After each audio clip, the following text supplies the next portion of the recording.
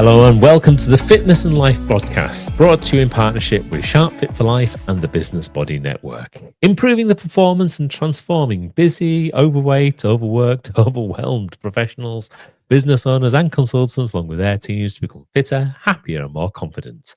The Fit for Business and Life podcast is all about sharing passion, knowledge and expertise around business and personal performance from our host, myself, Martin Sharp, a 30-year change maker in businesses large and small, and Dominic Furness, a world traveller and life enthusiast, plus special guests sharing their know-how and experience in making changes happen in business and themselves. Featuring inspirational stories, insights, tips and practical know-how, bringing more healthier, happier and higher achievement to your world. Why not follow this podcast? We're live on Spotify, Apple Podcasts, Amazon Music. If you're watching this on YouTube, please hit that subscribe button and leave us a like. We very much appreciate all of your support. So sit back and enjoy this episode of the Fit for Business and Life podcast, brought to you in partnership with Sharp Fit for Life and the Business Body Network. Right, let's go. Kilimanjaro, final episode 6, talking about method on the mountain. So I think let's go back to basics. So when we talk about the getting to Kilimanjaro, there's going to be the training we need to do beforehand to make sure we're going to be fit enough, healthy enough to be able to do that. Then there's the actual approach to the mountain, how we're going to actually get up that, what was the kind of way that they worked. And then we've also got the results, as we kind of come off the mountain, what's the impact been from there? So think about the methodology around those items, I think is quite important. I think one thing was, if you think about the training beforehand, it was kind of lucky for me that I kind of came into this off the back of doing so many marathons. And I think you've highlighted this several times when we've had conversations. Yeah, no, you definitely are, because that just changed the game so much for you. And I agree with that, because prior to that, yes, I've been kind of working out and changing my physique since 2019. So, that's the best part of 4 years of absolutely reducing a lot of body fat off the body, building a lot more muscle and things. So I think from a strength position, things were actually a lot stronger. But from an endurance capability and actually being able to do so much, that really wasn't as good. Yeah, well, to use this phrase baseline again, like I feel like with all your weight loss journey, you was kind of crawling slowly back to your baseline and natural disposition as a person. Like you are like naturally, like you're not slim and you're naturally strong. Like they are like two natural places to be, and you just sort of got back to that. But then pushing yourself into a realm of what was the word you used? Endurance. Pushing yourself into the endurance world is definitely a place where you didn't belong before. So you was kind of like working towards something new that your body had not necessarily done before. Like, as I say, you're strong, and like when you're younger, you've done a lot of cycling, you've done a lot of like kayaking was definitely a big one. But again, like that is strengthening endurance in a different way. Same with cycling. And also like on the hikes and stuff. But the running, the marathons just threw you into a completely different kettle of fish, which trained you so well, like mentally and physically, and put you in that state of having that endurance. So then when you did something like this, you was already at such an advantage to where you would ever be. Yeah, and I agree with that wholeheartedly. I think one of the things that I recognised doing the weight training was it was great from a strength position point of view. And we're doing little bits of running in there. It's like 30 minutes of cardio 3 days a week. But it was kind of pushing me to failure in many cases. It wasn't really the same as doing the endurance training. And from a mental standpoint, I mean, I've been very resilient in a lot of the work that I've done over the years. I mean, when you're dealing with some of these big transformational programs that take multi-years with some fairly interesting, sometimes highly aggressive characters, you have to have a degree of mental stability and resilience to keep coming back and to make those a success. So I think that was definitely something that I had in my favor starting that process. But the endurance side of it, from a cardiovascular fitness point of view, from actually just moving the body in that kind of way, that's definitely something that was completely new and required a lot more training and consideration, actually picking that up and then starting to learn how to run marathons. Well, yeah, you literally said in the last episode, like there's a bit of a danger of mindset, because if you are strong-willed, do have a strong mindset, you can like keep pushing through all these things that you shouldn't be pushing through. Like you literally said that in the past episode. So this like put you in a position where, yeah, you got the mindset to push through it. Like he was going to do it no matter what, but do it in a safe way, basically, and make sure, like, especially in fact, the fact that you did 3 in a row before ever doing one meant that you couldn't just go all out on the first one, because you had to run the first one in a way that almost prepared you for the next one, and you couldn't afford to like get injured or push it too far, or just because you could have pushed through one with BF and I, just brute force and ignorance, get through it and then rest for like 2 weeks. We didn't have that option. You had to do it in a way that allowed you to do the next one, and then do that one in a way that allowed you to do the next one. And then after that one, you could do it a bit more sloppy, but you just didn't have the wiggle room, and that must have taught you a lot. Oh, definitely, and I think you're spot on with that. And I think the objective of the marathon was never to kind of finish it within a specific time. I think that was the first thing. And a lot of people are saying, "Oh, you should try to aim for like a sub 5 hour marathon." Has been a good kind of place to be. But one of the things that I was having that conversation with Gabe actually originally was, how do we make this something that can last for that period? And he says, "Well, just change the goalposts. It becomes a case of enjoy it and finish it. That's the 2 kind of biggest criteria, and don't hurt yourself." Well, yeah, because the difference is you weren't training to do the big deal of it being your first marathon.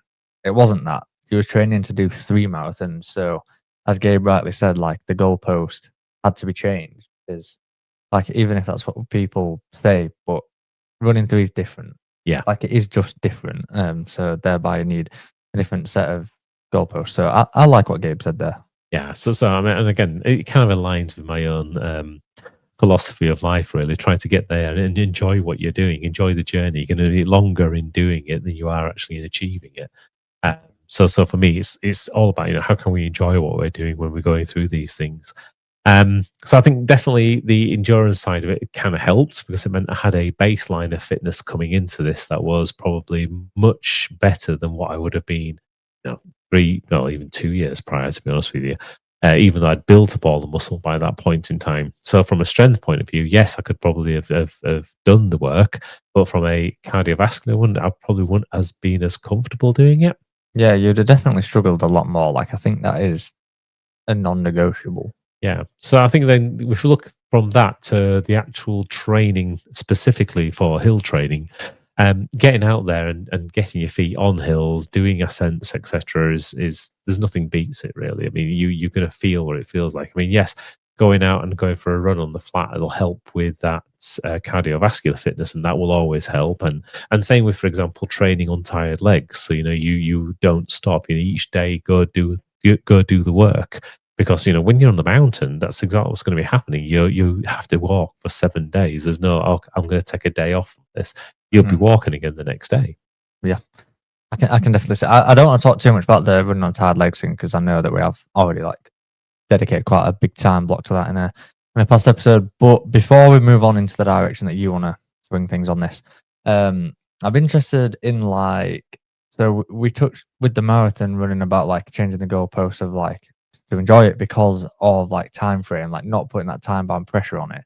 And Kilimanjaro seems like it was a bit of a mix of those two, because there was a bit of time pressure in the fact that you had that amount of days to get up and that amount of days to get down. Now, I know coming down's a bit different because there is more camps that you could have stopped at, so that part could have changed. But it was still time bound. However, the days, like you said, there were some days you only done like 5 kilometers, so I think it was time bound, but not really like much time pressure. Yeah. And how did that kind of feel like compared to some other stuff that you've done? It felt good. I mean, it was time bound, and you wanted to get to the camp before the sun went down, and just simply because it just makes life easier. I mean, if we hadn't, it still would have worked. So again, it's not a hard stop. It was like a nice soft stop. And even, for example, when we did the summit day, we summited in something like 10 hours. So going up and down, I think they budget usually about 14 hours. So again, it wasn't massively stressful because there's still additional time there that we could have used. It's just then if we had hit 14 hours doing the summit up and down, we would probably have then not been able to reach the camp we wanted to get to that night. So the recovery wouldn't have been as good. So there's always going to be a trade-off to these things. Yeah, and we have had that problem before. You might, I can't say we because you not might have found a problem, but I did. So when we did the Cleveland Way, yeah, like my interpretation of that, in truth, was we're going to be walking a bit, have a nice scone, have a nice meal in the pub, and then I'm walking, I'm eating, like get to the B&B, love new places, chill, like explore it a bit. The reality was walk all day, crash into bed, wake up, couldn't really leave at the crack of dawn because we had to wait for breakfast. And then there was a lot of time pressure constantly over those days. And I think that did retract the fun a bit. Like looking back, of course, it was fun, like regardless, but at the time, I just remember being like, oh, man, like it's not what I envisioned. And that bit of because it's not time pressure, but it's just that thing of like when it got to sort of walking at 10 p.m. and there's no light left, just it makes things so much worse. Whereas like if we would have got in every day at 7 and just had that bit of time to relax, I think it would have vastly changed the experience. 100%. It would have been less challenging for sure, but I guess that's probably what you want if you're doing something a bit more crazy like Kilimanjaro. Well, I think with things like the that specific when we did Cleveland Way, we did it for charity, raising money for the RNLI. And with that one, the idea was how can we put that extra bit of pressure on? So normally you do the Cleveland Way it's 9 days. Yeah, 9-10 days. It would be a lot more relaxing. So we'd be walking for half the amount of distance each day, half the number of hours. And you're right, it would have then been a lot more coffees and beers and whatever else going along the way. But for us, we were trying to create a challenge, something that took that extra bit in there. So we said, okay, well, let's do a almost like a Roman march each day, which was 25 miles. Yeah, more than a Roman legion, I think it was. But yeah, I mean, some of the reason we was time bound on that is because of like fitting it into like a busy life. Is basically like how like the main reason that happened, because we wanted to do it, but we just didn't have the time with our jobs and stuff. Or air quotes there, didn't have the time to do it with our kind of jobs and stuff. Like at that time, couldn't have that 9-day block, but we could have 5.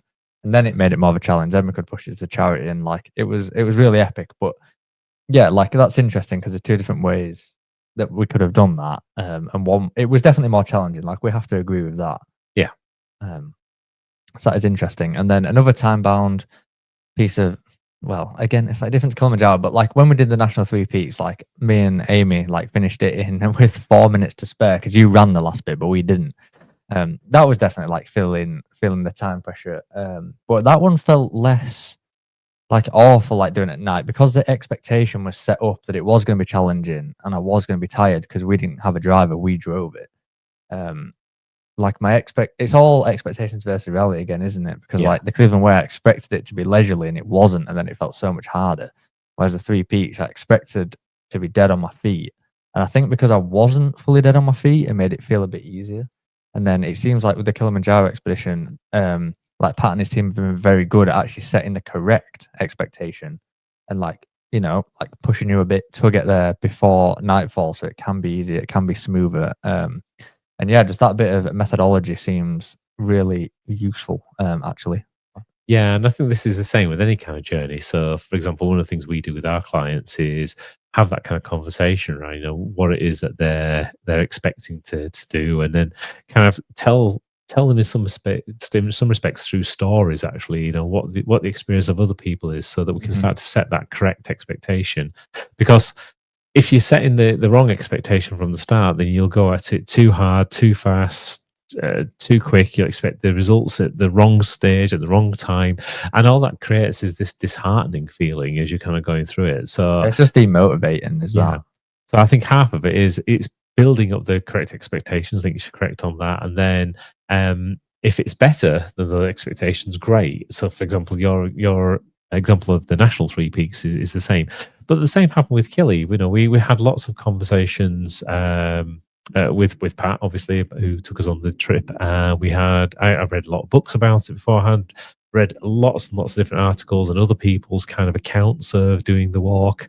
I was looking at all sorts of YouTube videos and just trying to pull together kind of generally what was that their experience. What did they learn from it? What was some of the things that we should do from our perspective? So, like, one of the things I took away from one book was to take a pair of sliders or a pair of sandals, so that on a night, if you did need to go to the loo, then you could just slip them on, not having to fight with your boots. And the reason being is the account they gave is of actually going to the loo and their boots got covered in all sorts of things that they didn't Ooh. want to have, including the bootlaces. Now you can imagine Ooh. in the morning waking up to those, and it's like, no, Yeah, like if you're not tied them up and they're just draping along. exactly. Yeah. So for me, that was where, okay, great. Actually, you can learn from other people's experiences and from those stories. Yeah, no, that is. Well, it's good that you did read those books and do that research in advance, so you could bring a bit of your own knowledge, with you. Like, Yeah. that sound good. And then the kind of method on the mountain itself, it just became down to doing those things in a very regimented fashion. So thankfully the guides and the porters kind of set a lot of that rhythm for you. So they've already kind of got up there, they've already established the camp. You're arriving into camp after walking for the day. They're kind of, like we said before, they sort your boots out. You kind of have a cup of tea. You kind of get your tent sorted out. You're going for them for your meals. You're having the briefing about what's going to happen the following day.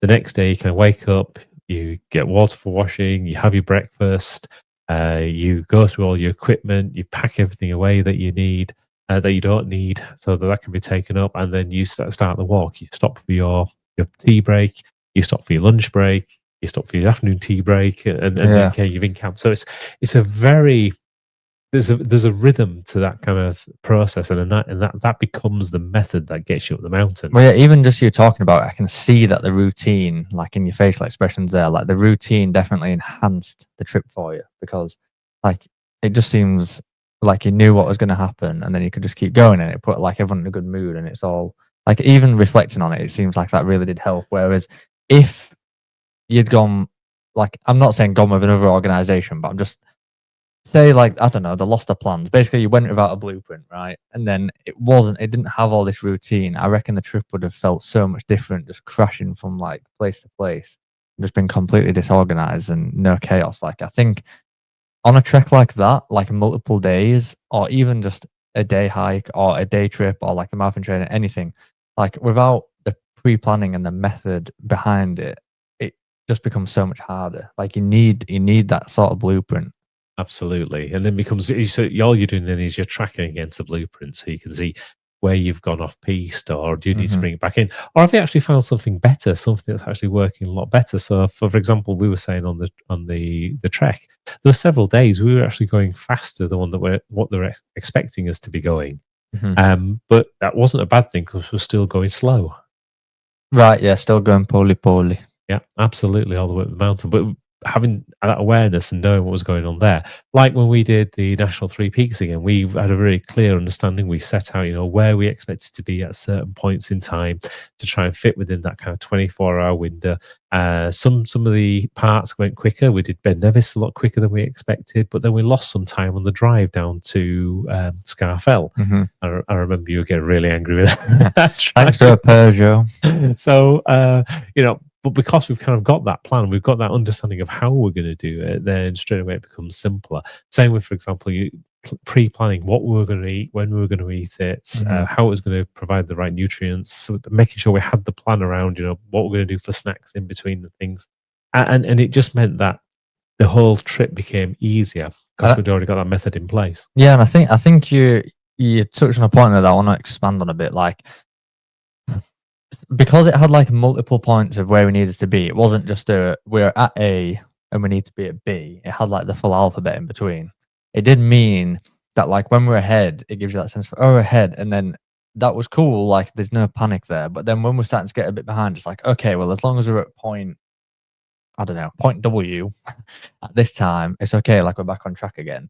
And then it's just like getting ahead, coming behind. And then as you get close to the end, you're like, okay, like, we need to really pick up like the pace. Like, when we was on like the last 2 points, we did not have a 26-point system, but I'm just saying, like, say it was on like point 25, and then we needed to get to Z, like, we knew like we had to go fast, hence you like ran. But if we didn't have that, I think it could have, anything could have happened. And as you say, like, having the right time to eat the food and stuff, like, just because you're so tired on something like that and a bit disorientated, like because we pre-planned it when our consciousness can make sense of things properly and we're not acting like irrationally, like that definitely helps. Yeah. So made those decisions before and just kind of like stuck to it as best we could, but without panicking if we deviated a bit, because that's fine. Yeah, and I think that's the same when it comes down to things like marathons. So for me, it's making sure I had the fueling strategy working well. That was kind of one of the biggest things. And even down to the point where I was just taking the gels every half an hour and it just became clockwork. So I was no longer thinking about, I need what food or when I need food or what do I feel like for food. It was just take that every half an hour. Really simple. And then you top it up if you needed to, but that becomes kind of the base. So it's already in place and part of it. And I think, yeah, it just makes life a lot easier. It makes life a lot more enjoyable. And I think, again, if you've got a support crew around you, even if it's people that haven't come with you on that journey, but they've been there to support you in the background, they can become part of it, and you can share that information with them, so they can either track you along the journey, or help you in certain respects. So, for example, if it's for the training side of it before going on a big trek, then it might be, for example, they can give you that support that you need. Or if it's a trek or a hike that you're doing in the UK or wherever your local home is, then they know where you're supposed to be at any specific time, and therefore, if you don't meet that deadline, or you're not in those certain places, they know how long to wait or before they actually start worrying about you, and then potentially informing any kind of emergency services if needed. So all of a sudden, just having that plan doesn't just work for you in that moment, but it can actually work for the whole of the people around you as well. Yeah, that is a really, really good point. Like, especially people like just on the expedition side of things who are doing some bigger expeditions, like Russ Cook comes to mind when he did his run across New Zealand. Like because his crew can't follow him everywhere because of like the sort of terrain he's on. So like run a bit and like meet up with the crew. But they was briefed, like, if I'm not here by this time, then like start to worry, sort of thing. But don't worry too much. And then like when it gets to this point, like, yeah, like I'm in trouble, like send something out, just so you're not like wasting those resources, like in an extreme case of like mountain rescue or something. Like you don't want to be taking up their time if you don't have to. So yeah, informing the people around you is definitely like a good method as well. Yeah, definitely beyond a measure of a doubt. And it kind of, again, brings them on that kind of journey. And that brings us nicely then to you've succeeded. You've in this position where that bit's completed. But that's not the end of your methodology, effectively, because you're now in the position where we need to close that episode out. We need to go through the recovery period, and also need to start thinking about, what's the next set of goals? Because the thing is, when you get to the end of a series of goals, the worst thing you can do is not put something else in the diary. Because at any point where you've kind of got nothing to do, you've got no kind of North Star effectively to guide you, that's where things start to go backwards. So all those kind of gains, all the kind of improvements that you've made, those start to rewind really, really quickly. And it's so common, for example, if we go back to a weight loss example, to hear about people that have gone through these amazing weight loss journeys, and then only to find out 3 months or 6 months later that they're back up, if not more, at the weight they were previously, or their habits haven't been maintained going forwards. It's a bit like, for example, people that wouldn't have a beach body to go on holiday with, and then they go away on holiday and just let it all go, and they come back off holiday in a worse state than they went.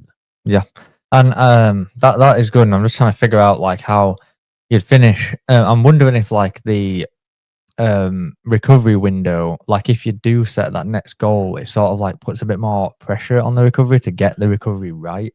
Then you can like bounce back quickly and get back into the next sort of mission that you want, rather than, as you say, just like the recovery being like basically just way too long, and then that is when the problems come. It's been like, okay, I'm allowing myself this amount of time to recover, I need to regenerate, but I have this next goal in mind, and then like push towards that. So you're just taking a pause, but you've kind of already got, like, you can't just get carried away with how long that pause is, because it's very easy to be like, oh, I'll just give it like another week, like I'm still a bit tired. Like if you have that other thing, you've got to just keep pushing for it again. Yeah, and it's also remembering it's not doing nothing either. So yes, there is times to stop, absolutely smell the roses, all that kind of lovely stuff. But there's active recovery that needs to happen as well. So that you keep things moving as you're going through that. Definitely, but I'm saying it's hard to have the motivation to do that active recovery if there's nothing else. Yeah, you know what I'm saying, for some people. I'm not saying everybody. Like some people just be able to do it, but I know for some that motivation will be heavily reduced if there's not Yeah. else to go chase. 100%. I mean, that's the the thing with human beings, isn't it? We've got a whole variety of different people and a whole variety of different things that will motivate them intrinsically or extrinsically, to get them over the line. And if you're in a position where you don't have something that's kind of that's the next thing that's coming up, it's so easy just to not do something because you just regress back into whatever your default non-stressful state will be. And the problem with that with many people is it means that they don't do anything. And that's where the problems come in later on down the line. There's the old adage that says, if your life is hard now, then you're going to have an easier existence going forwards. But if you go for the easy life now, then your life becomes a lot harder as you get older. And we've seen that play out so many times with, for example, people that have really concentrated on their health during their life, and they actually enjoy a longer kind of lifespan, not only a longer lifespan, but one that's got less kind of health issues in it, versus those that kind of started with some of those chronic kind of health conditions earlier in life and found that they maintain those. In fact, they get worse as they kind of get older, in which case it impacts the quality of their life. So you're absolutely spot on in respect of, it keeps people sharp, it keeps people motivated to say, yeah, that's what needs to happen. So definitely something that I recommend is to get something else in the diary as soon as you can. So, but it's also recognizing that rest period. So for me, the coming back down off the mountain, I'd already planned to go do the safari afterwards. That for me was going to be a rest period. There wasn't going to be a lot of walking. It wasn't a massive kind of activity. There's bits of activity in there, so it's not like it's nothing. So I was still doing at least like an hour's worth of exercise each day, but wasn't at such a high strenuous kind of rate that made it difficult to do. I was still looking to fuel correctly as well to keep my body in the right kind of place. But that extra downtime kind of worked. And probably, if I was honest with myself, I probably shouldn't have come and done the Sheffield 10K straight afterwards. Right, that was a bit rough and ropey. Yeah, I mean, I'm glad I did it, obviously, because it wasn't just for me. This was also to help Sarah kind of get another race out of the way. But it was, I probably could have done with that little bit extra time. I think so, because that was literally the day after. Like you got home the day after. Yeah. Probably. You did it and you're fine now. So. Exactly. And I think, again, speaking to other people, that was another runner, friend of mine, she did the lap up around Windermere, the 75-kilometer one, and she felt absolutely fantastic afterwards. She felt amazing. And then as she was kind of going for that run for that week afterwards, she was kind of feeling it. It was like, okay, I now know my body needs that little bit extra time to recover. So she spent like an extra 3 to 5 days just letting her body ease back into it. It didn't mean she didn't do anything, but she knew just to take it that little bit easier. Well, it's all learning at the end of the day. And thank you for all the lessons that you learned from Kilimanjaro. This has been a proper epic series. It has, and it's been an amazing adventure. Definitely one that I think, Kilimanjaro is a accessible mountain for everybody. If you've got a level of fitness and you want to go do something that's at high altitude, there's nothing that will technically stop you getting up. Kilimanjaro is a really, really nice mountain to do. Just make sure you've put the effort in beforehand to get yourself fit and healthy to be able to do it. Yeah, good luck to anybody who is thinking about doing it. Just get it done. Yeah, and a big thank you to everybody for listening to this episode, as always, taking the time out of your busy day. And as always, the Fit for Business Life podcast is brought to you in partnership with Sharp Fit for Life and the Business Body Network, helping busy professionals and their teams become even more healthier, happier, and higher achieving in business and in life. If you'd like to join us as a guest or get in touch to know more about the topics covered, then we'd love to hear from you. Simply email hello@sharpfitforlife.com. Once again, thank you for listening to the Fit for Business Life podcast. The Fit for Business Life podcast is produced and presented by Wax Tie Limited. Copyright is applied.